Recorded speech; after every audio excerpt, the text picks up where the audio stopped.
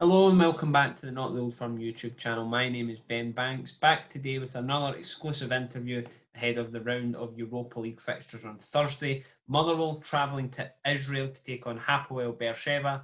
Aberdeen, as it stands as I record this, still going to Portugal to play Sporting Lisbon, although that one will be confirmed on the morning of the match due to Sporting's COVID problems at the moment.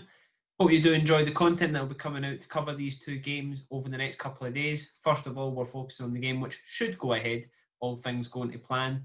Motherwell versus Hapoel Beersheva, and we caught up with former Motherwell captain Peter Hartley. He captained the side over the last couple of seasons, and he left the club in the summer for his new challenge in the Indian Super League with another former Steelman in Owen Coyle. Speaks to us about his time at Motherwell, a bit about his new challenge, some of his old teammates who had penalty shootout heroics in Coleraine in the last round from Motherwell, and how he thinks the Steelmen will do in their upcoming Europa League games. We hope you do enjoy. Please do remember to subscribe to the channel and watch any other content that is currently up there. We've got lots of exclusive interviews to come, as well as our usual preview and review shows for the Premiership, which will continue this week ahead of another card of Premiership action. We hope you do enjoy. Until next time, take it easy. I'll just ask you, when I last spoke to you, I don't think India was the move I had down for you, but here we are a few months on and you're moving to India. How do you feel about that? I'm excited. I'm excited for the challenge, mate, to be totally honest with you. Albeit you said you didn't know about it. I did sort of had an inkling I did want a new challenge. You know, I'd obviously played in Scotland and England, and if the opportunity come up for me to play back in Scotland again, everything was right, I would have probably taken it. But unfortunately, that didn't happen. I'd spoke to a few clubs up there. But then having spoke to Owen Coyle about 3 or 4 weeks ago now, mind was made up straight away within 2 minutes of being on the phone to him. His passion, his enthusiasm for the game, and I see it. He's ambitious, and I can see the club's ambitious. So I'm going from one ambitious environment to another one. So it's going to be like a duck to water, obviously, albeit in different circumstances, different country, different style of football. But it's something I'm excited about, and if it's another string to add to me bow. So I've just got to make sure, for my own personal pride, that I go there in the best shape I possibly can, and I don't let the manager down and don't let myself down. So you went from the Steelmen to the Men of Steel. Correct. Yeah, you've got to keep it in your blood, mate. When you played for such a good club like Motherwell, you know, I might be far from home, but I'm not too far from home in the same sense of it being too stereotypical. So how did you sort of find the summer then? Because I've spoke to a few guys that have been in a similar boat, just with free agency and things like that. Is it a bit of a worrying time? It wasn't so much worrying, to be totally honest, but it was frustrating. You've got to back yourself. You've got to know your worth. You know, the global pandemic changed a lot of things financially in football at the level we play at. But you've got to know your worth, and you've got to back yourself. And ultimately, all I done was trying to keep my brain stimulated, keep working hard in the gym, and taking my mind off it and trusting the process. I've been with the same agency now for 10 years, and I class the guy I work with as not my agent. He's probably one of my best friends, so I know he knows me more than anyone. He knows what motivates me, what challenges I like. It's not necessarily always about money. It's about being in the right environment, a winning environment, and waking up happy going to work in the morning. That's the most important thing in football for me personally. So fortunately, I got the opportunity. I haven't spoken to the manager in the club and what he's building there with the players he signed. I don't know if you know too much about the ISL, but he signed a very, very exciting group of foreign players. There's a Brazilian, Alex Lima, who he had at Houston Dynamos, and he's obviously signed the lad Valskis, who got the golden boot in the ISL last season. So, you know, we're building a nice team, and it's going to be exciting to work with different types of players with different mentalities from different players. So I'm really, really looking forward to the challenge.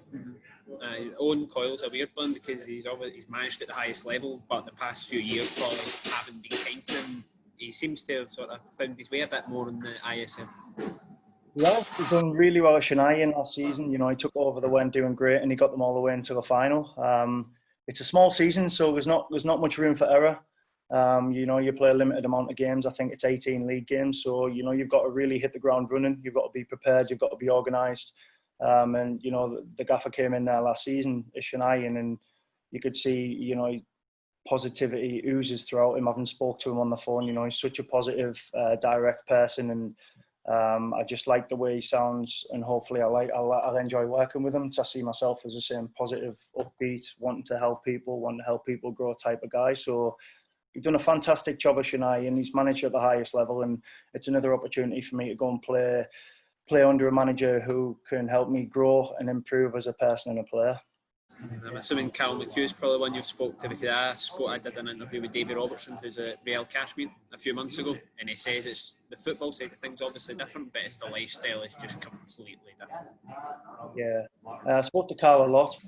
Obviously, he's one of my best friends, so keep in constant contact with him. You know, he really, really loves it out there.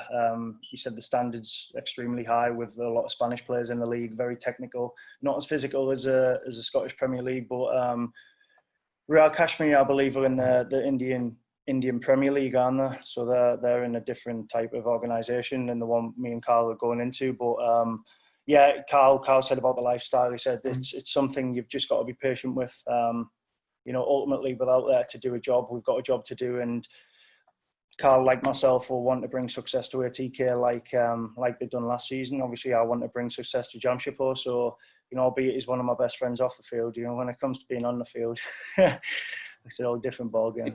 Could you imagine that when you're playing at Plymouth and one day we'll go to India together, we'll have a wee game in the ISL? It's crazy, isn't it? It's one thing I've got one of his shirts, I believe his Plymouth shirt, or might have been his Motherwell shirt before he left, because he left before me, but I'll definitely be changing shirts with him in India, because, you know, we spend a lot of time together with my wife and obviously his girlfriend. When we can, we get together, so we're quite close as couples. So to change shirts it'd be quite special, you know, to play with someone like that in Plymouth, Motherwell, then play against him in the Indian Super League. It's just bizarre. Small world. Is the family moving over with you? And not with COVID. There's a lot of restrictions, a lot of rules I've got to abide by. I believe I might need 3 negative COVID tests in 10 days before I even fly out there. Then it'll be a case of 2 weeks in self-isolation. Nothing's been confirmed yet, but these are just the guidelines we've been given up to now. So I'm waiting for my visa ultimately. Then I'll get a date to go out there. And then we'll be self-isolation for 2 weeks in a hotel. Hopefully from the 1st of October. That's the earliest date I've been given, but by all means it might stretch a little bit more with visas getting delayed and so with COVID. And then obviously we'll kick off pre-season, and the season starts mid to end of November, I believe. How's the family thinking about? How are you feeling about that as well? It'll be a big family change for you. Oh, massively. So obviously, I've got a young son, 3-year-old, who's just started nursery. So it wouldn't be fair to move him to India anyway. But I'm hoping by November, December time, things will have settled down a little bit, or maybe even January, and then I can get my family over there for a holiday, you know, 3 or 4 weeks, and then I'll be home in March. So it's March, April time. So it's not a case of being away for a full 10-month grueling season and only getting 6 weeks with my family. It's going to be a 5 or 6 month really, really, really hard work. Being strong mentally, because I'm going to be away from my family, and ultimately, you know, every day knowing I've got a job to do, set my own personal goals, and then when that 6 month work is done, I get 6 months to come home and relax with my family. That almost sounds a bit like the NFL in a way, and that means you basically go hammer and tongs for 6 months, and then 6 months are pretty much very little. That's exactly what it is. Like I said to you there, Ben, it's a case of you've got to hit the ground running in the ISL, I believe. Obviously, I've not had the experience of playing in it yet, but looking at the amount of games you play, it's not many. You know, so you've got to really, I believe every team will be up and need the points every single game. So it's going to be very competitive. It's going to be like a cup final. So I've got to be fully prepared. Our team's got to be fully prepared and organised. And, you know, you can't afford to in England or in Scotland, you can maybe lose 2 or 3 games and they're coming that thick and fast. You can pick them points up again, you know, with winning 2 or 3 in a row. But I believe in the ISL, you've got to pick your points up quickly. Is it a year or 2 you're over for the? It's 1 year initially. I'm going to see how I adapt and how I settle in. There was talks of an opportunity of going for 2 years, but for me personally, you know, and obviously the club as well, to take a look at myself. 1 year I thought was the best deal all round for both parties. So, you know, for me to go out there and experience a new way of life, see if I enjoy it, and then also for the club to look at me, see the qualities I bring, and then if I enjoy it, you know, and the club enjoy me being around the place, then hopefully it'll be looking forward, it might be longer than one, 2, 3 years maybe. But for now, it's a 1 year. It's an opportunity I couldn't really turn down, to be honest. You know, a new way of life skills, and playing in a complete different league. It's, like I said, it's another string to add to my bow. It's life experience. Has it been sort of frustrating watching all your sort of old teammates getting back to work over the last 6 weeks? And yeah, it has, and that's why I've put myself in a good training regime. I feel like I'm training when the boys are training, even though I'll be on my own. I've sort of mapped out my 6 to 8 week regime I've been doing before I go into pre-season, because I didn't want to sort of feel like I'm still off or you know, in isolation or whatnot. Just living a normal life. I've tried to get back into the mentality of being a professional athlete, which you know, at the beginning was difficult. I was ticking over all the time, but then there's a different level of just ticking over, going for jogs, to then taking it to the next level, your strength, your conditioning, putting the weight and load through your tendons and ligaments, what you need, you know, when you're moving, your agility as a footballer. And I'm trying to tick all them boxes, so I'm ready to rumble when I arrive in Goa. So, did you watch with them sort of hands over your eyes the Motherwell Coleraine game last night as we record this? Do you know what? I actually didn't watch the game. I got back for penalties because I was helping a couple of friends out. Two of my friends are a manager and assistant manager at Hartlepool ladies team, so I've been doing bits with them on a Tuesday and Thursday night, and the game completely slipped my mind. And then obviously when I got back and I seen it was 2-2, went into extra time, I dialed straight in. And I don't know if you've seen on my Twitter this morning, I thought Trevor Carson was absolutely different levels. Like I said on Twitter, it's a measure of the man. I know the guy very, very well. I've known him since we were 15, and I had no doubts that when he gets in the mindset he was in last night, there was only one outcome, and that was to get his team through to the next round. It's been an amazing journey for him, really. Like Robinson touched on it a bit last night as well. For him to go from his DVD stuff to now 18 months later, he's back playing at a ground he's probably played at loads as a wee guy, and then saving 3 penalties in a European penalty shootout. It doesn't really get much better. Not what he's been through as well, you know. He's really been through the mill, like in his personal life with what he went through about a season and a half ago, and then to come back and find this level of performance he's found now, having been out so long, having to be patient last season with Mark Gillespie playing so well, and it just shows the mental strength Trevor has and the professionalism he has and the type of person he is, more importantly, in the dressing room. You know, you're never happy not playing. I had my stint at Motherwell when I wasn't playing, but you've got to put that aside because you're a leader in the dressing room. So, you know, you sort of, you put your own individual feelings aside, and Trevor done that, worked really hard, got back to this level he's at now, which is elite in my opinion, and his mental strength cannot be questioned. And he's reaping his rewards. And, you know, it's not just the game last night. I watched the Livingston game. I was in Belfast doing my coaching badges, and I've dialed into the Livingston game. I thought he was fantastic that night. He's had his first game of the season. He was different level. He's made some unbelievable saves, and you can just see he's finding his feet again. He's getting into his groove, and I think he's just going to get better and better. The year out might have actually helped Trevor because you know, it takes a lot playing a lot of games consistently, and sometimes taking a year out and just concentrating on training and improving your technical side of things. He's come back into the team now, and he's probably better for it. Mark, it's been a great week for sort of former Motherwell goalkeeper. I don't know if you've seen Mark Gillespie as well, man of the match performance for Newcastle. Yeah, unbelievable. Clean sheet. Mark's another great goalkeeper. You know, I really enjoyed playing in front of him last season. He's very demanding. You know, he's a fantastic shot stopper. And he fully deserves the move he's got. A lot of people would have probably looked and thought, wow, but I have no doubt that he could probably challenge for the number 1 spot with Carl Darlow at the minute, with the other keeper being injured, because Mark's really mentally strong as well. And Motherwell have been blessed with a lot of good goalkeepers through the years, with Darren Randolph as well, and keepers like that. And to have the 2 goalkeepers we had at the club last season, we were so blessed because, you know, them 2 keepers would have probably got in any other team outside the top 2 in the SPL, and we had them fighting for 1 spot at Motherwell. I think you didn't really take it for granted. Obviously, I think at the time a lot of people were aware that this isn't going to come around very often. Now that it's passed, is the time where you can look back and that and go, wow. I mean, Trevor Carson probably could play at a higher level. I don't know, maybe if his age now. I know goalkeepers play a bit longer, but maybe his age is probably going to get the better of him getting that move that he probably deserves to the Championship or something. But to have those 2 at the club at one time was meant.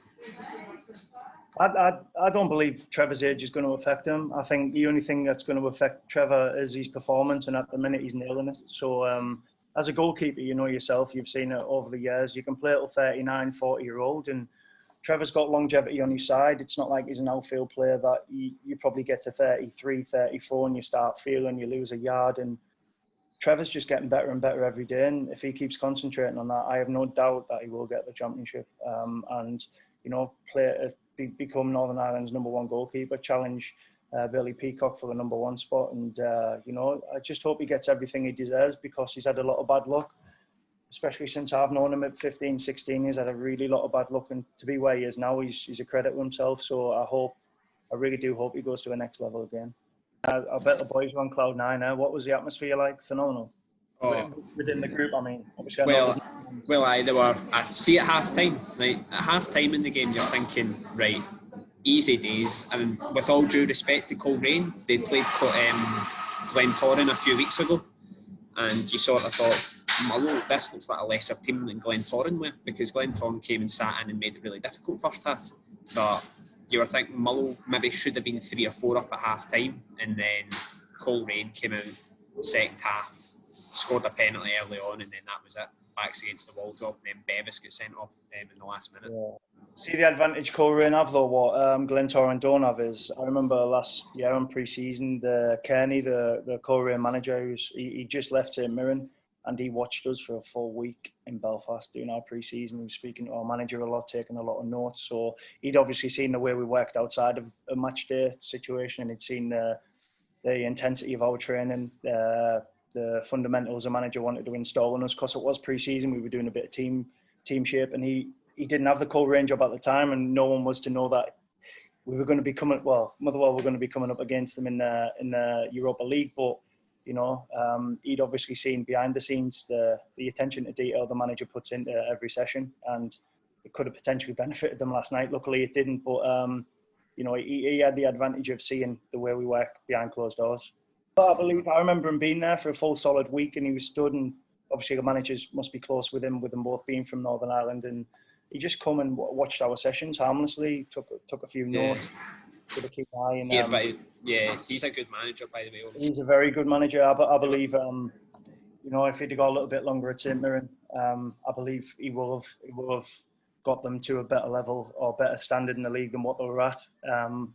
But you know, it wasn't to be. But you see now what he's doing with Coleraine. You know, I think they'd won the last 5 games before they played Motherwell last night, and they beat Motherwell. Yeah, albeit that was a draw in 90 minutes, and to come back from 2-0 down, he's doing a fantastic job there. But in Coleraine last night, they definitely there was a wee bit of atmosphere. They got a bit feisty towards them, because by the time it got to 115 minutes, you know, it's a part-time team, they're dead on their feet. Mullow had 10 men, so they were knackered. And they basically just started kicking lumps at each other. But Trevor Carson, I think, obviously stole the show. And to be honest, I think Mullow arguably got away with one in the second half, because Coleraine went for it. Yeah, well, that's it though, Ben. Like, what? I've played in these high pressure situations in semi-finals of cups in Scotland and things like that. Ultimately, you know, the performance, all well and good, you can play absolutely amazing and get beat. But see, in cup games, the only thing that matters, in my opinion, is getting through to the next round. And the performance, I have no doubt the manager will do a post-match analysis, and he'll tell the players exactly what he thinks of the performance. But inside, as a collective, everyone's happy, regardless of how they played.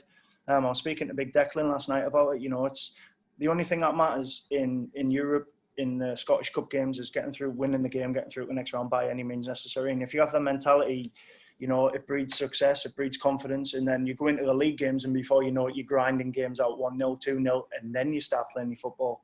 It's difficult because, you know, 2-3 seasons now, Motherwell have had a lot of in and outs with regards to players. And credit to the manager and Keith Lasley and Mo Ross, Martin Foyle. What they're doing is absolutely phenomenal, because they're making players gel so quickly, and I have no doubt it'll happen again for them, and they'll get back to where they deserve to be in the league.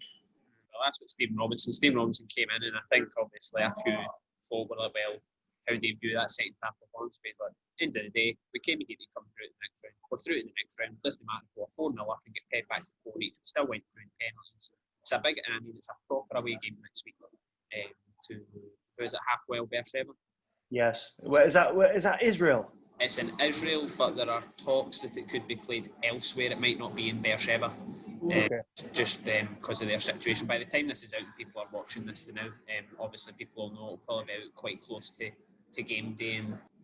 But no, if they can get through to the playoffs, Motherwell, because I think even though there's no easy games in Europe, if you look at Aberdeen, they've got Sporting next. Beersheba, won't be an easy game, but certainly harder games out there. Yeah, but if they beat Beersheba, have you seen the potentials after that? I know we can't obviously jump the gun, look too far ahead, but this is where performances do matter. Because when you come up against better teams, it's, you could be literally backs against the wall before you even get going in games. So what you say, by all accounts, Motherwell got away with one last night. I said the result is the only thing that matters. When you come up against these better teams, you've got to stay in the game to win the game. Do you know what I mean? So hopefully by the time we get round to that and we do a job against Beersheba, we're picking points up in the league. The boys are gelling more. The confidence is, I have no doubt the confidence is already there within the team. But, the results are coming with the performance, and we can give whoever it is a really good game if we get past Beersheba. I keep saying we. Do you know what I mean? Well, that's what I'm thinking. It's one of them things now. It's the first result I look out for on a weekend. No, I think touching on a few of the teams, I think some of the bigger ones like Besiktas, Basel and Victoria Pleasant, I think are one of a few fans have said, oh well, they're maybe the one we could have got. They played Real Madrid in the Champions League stages. You can't underestimate anyone at that level, can you, mate? No, it would be. If Motherwell even get to that round, then to get to the playoff and win 3 European games in a row for Motherwell, and the financial boost that gives the club is unbelievable. That's what Robinson said as well before the game, is that whoever won that last night gets a big cash boost in a time of COVID. Then clubs like Motherwell, it's massive. It's nothing more than the club deserve as well. After speaking from a player's point of view, the way they handled COVID with us was absolutely different levels. I spoke to a lot of players who played at different clubs that were just getting pushed by the wayside, and Motherwell stuck by the players throughout that hard, difficult time, and they were always loyal and stuck to the word. And it's credit. Good things happen to good people. So hopefully they get everything they deserve, which comes with results. I know in the league this season it's been a bit more difficult. I think it's 1-7, but the thing with that is, well, they might only have 1 win, and they might be sitting bottom as we record this. They're only 3 points off the league is so tight.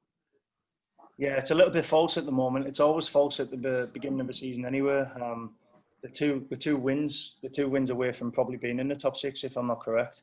Yeah. Top 5 maybe. So, albeit at the bottom of the league, that's absolutely irrelevant. I mean, we're not even in October yet. You can't even talk about league position. It takes time. Every team's different. There's some teams that have had games called off with COVID, so there's a lot of games still to be played and a lot of points still to play for. It'll be an interesting season, to be fair. It's shaped up quite nicely. It seems like, I know all the teams are always very close in Scottish Premiership, but especially this season, probably with the exception of Aberdeen and Hibs, everybody looks very neck and neck. Yeah, I think Hibs have had a great start. You could see Jack Ross hit the ground running last season. They were a different animal when we played them in a behind closed doors friendly, I think, in the winter break, and you could just see they were a different animal of a team than the previous manager, the organisation. The will to win. You could see they had that. He's really installed something special at that club, and I think Hibs will go on to have a really successful season this year as well. Yeah, it should be shaped up nicely. But looking on your own stuff. So when do you say you go out there? Short of next month you go out? We've got a few problems with regards to the visas. The manager's keeping in constant contact with me. But, none of the Indian embassies are open in the UK yet, so we're obviously having to speak to, I believe someone's speaking from the ISL is speaking to the Indian government for a written letter to then give to the Indian embassies in the UK to then allow us guys to get our employment visas to go over there and start pre-season. So it's a waiting game, but it's not because I'm keeping myself in good shape at the minute and I'm really pushing myself. So when I get out there, the only thing I really need to adapt to is the humidity. I'm not playing catch up with regards to fitness. That's something I've really concentrated on. I'll have a lot of things to adapt to, but one thing I don't want to have to be doing is playing catch up. I want to be as fit as I possibly can. So obviously, if the humidity affects me, and then I know I've still got the strength and the power in my legs, I'm still agile, I'm still, as sharp as I can possibly be. Losing a few pounds as well, which will be important going out there. It's not as physical. There's a lot more foreigners in the league. You know, you've got to be a little bit more agile, proactive within games. So I'm really looking forward to it, mate. Like I said, I'm really fortunate for the opportunity as well, because not a lot of players get the opportunity to play in these type of leagues. I believe there's 2 English boys out there, including myself. The other one's John Johnson at ATK. So it just goes to show a lot of players talk about going to India and getting the opportunity, or I'll just ring someone and go over there. But having gone through the process, it's not as easy as it sounds getting to the ISL. And I know how fortunate I am, so I'm definitely prepared, or going to be prepared to take my chance. Good season for the men of Steel and Steelmen. Hopefully, mate. Hopefully, we're both fighting for things at the top half of the table and not the bottom. It's a similar setup in India as well. It's a little bit like the Championship in Scotland without the promotion. So the top 4 teams go into a semi-final, then obviously a final. And whoever wins a final ultimately wins a league and then goes into Asian Champions League. So, we've got everything to fight for. Our manager's been there and done it last season, getting into the final. So hopefully with the players we've signed, if we can gel fairly quickly and create a good mentality within the dressing room and help each other be positive, and help each other grow and improve, then, we can pick up as many points as possible and hopefully achieve our goals, which every single team in the ISL goals next season is going to be to win the league and get into the Asian Champions League.